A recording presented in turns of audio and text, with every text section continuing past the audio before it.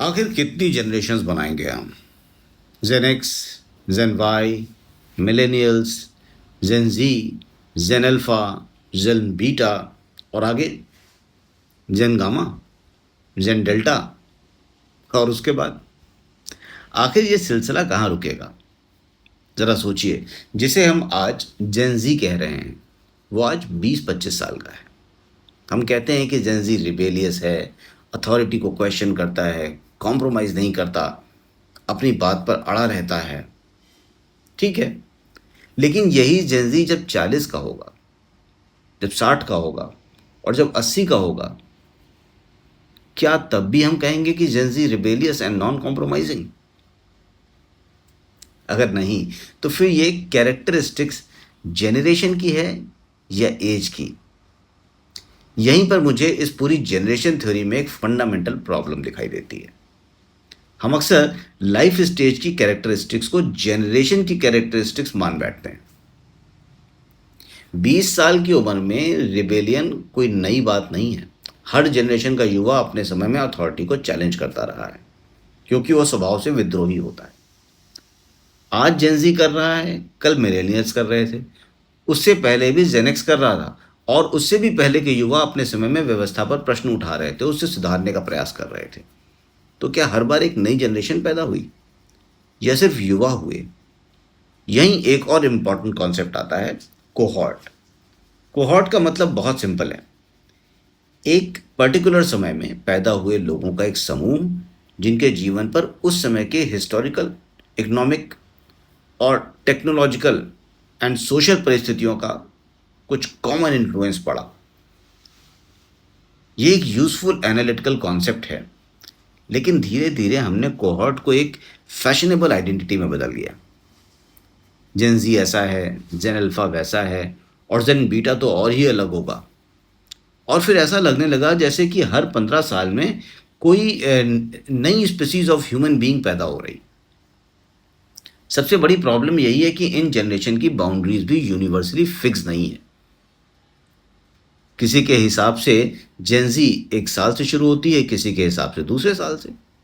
कहीं अल्फा शुरू हो जाता है, कहीं कुछ समय बाद। तो अगर डेफिनेशन यूनिवर्सली सेटल्ड नहीं है, तो हम इन लेबल्स के इतने बड़े बिहेवियरल कॉन्शियसनेस कैसे निकाल सकते हैं?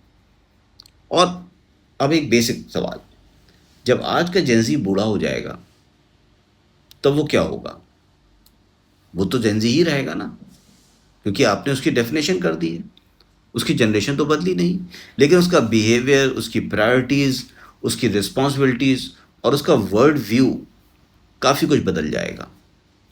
इसलिए हमें 3 चीज़ों को अलग अलग समझना चाहिए, age effect, period effect and cohort effect. किसी व्यक्ति का बिहेवियर उसकी उम्र से आ रहा है, उस समय के सोशल एनवायरनमेंट से, या वास्तव में उसके बर्थ कोहॉर्ट के यूनिक हिस्टोरिकल एक्सपीरियंसेस से?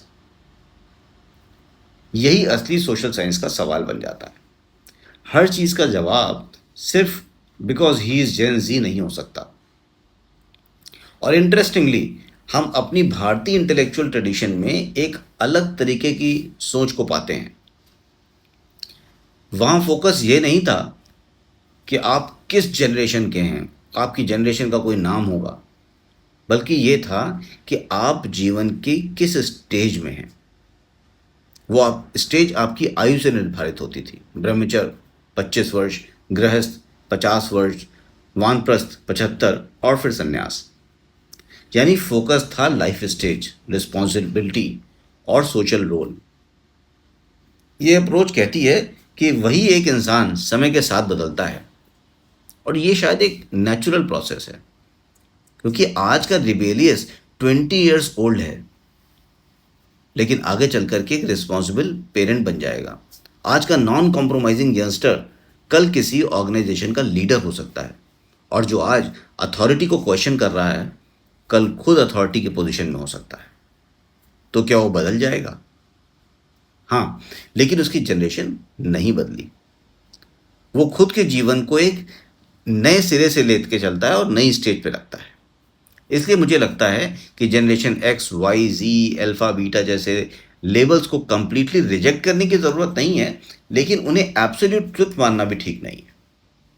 ये कुछ कॉन्टेक्स्ट में यूजफुल एनालिटिकल लेबल्स हो सकते हैं, लेकिन इनका मानव व्यवहार के फाइनल एक्सप्लेनेशन में रोल होना बहुत मुश्किल है।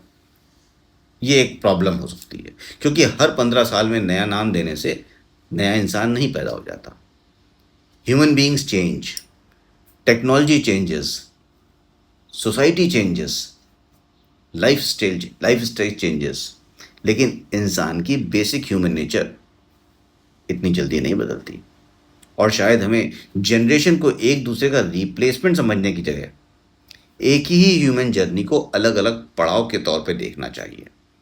क्योंकि याद रखिए, आज का जेनजी कल का जेनेक्स जैसा ही एक ओल्डर सिटीजन भी होगा, ओल्डर जनरेशन होगा, और तब शायद कोई नया यंगस्टर उसके बारे में यही कह रहा होगा, ये पुराने लोग हमें समझते नहीं हैं। और ये साइकिल हमेशा से चलती आई है। जनरेशन्स बदलती हैं, इंसान वही रहता है। Think about it, especially gen ji.